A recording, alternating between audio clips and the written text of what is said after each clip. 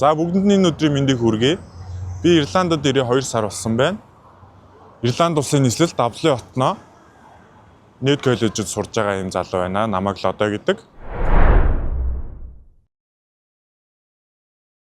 Хөлөөлт их хэд өндөр тавиад ирвэл жоохон шантрах ч юм уу, жоохон тийм асуудал гарч магадгүй гэдэг. Ер нь хүлээлттэй бол яг доовор тавиад ирсэн. Тэгээд ирэхэд бол харьцангуй надад дайжгүй.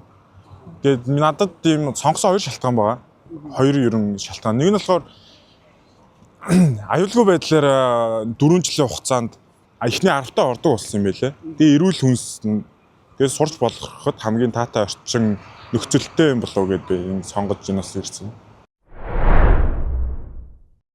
Нэгдүгээр дүн боломжийн байсан. Хоёрдугаар надад өгжсэн зааварчилгаанууд маш ойлгомжтой тодорхой байсан. 2-7 хоногийн хугацаанд л би материалаа бүрдүүлээд цагаа аваад тэгээд ирсэн байгаа. Одоо бусад агентууд ирэнгүүт жоохон орхитуулдаг асуудал гарвал энд бол Монгол төлөөлөгчтэй болохоор надад ирээд бичиг баримтууд олон асуудал тулгарнгууд надад зааварчилгаа өгч ирсэн нь хамгийн таалагдсан.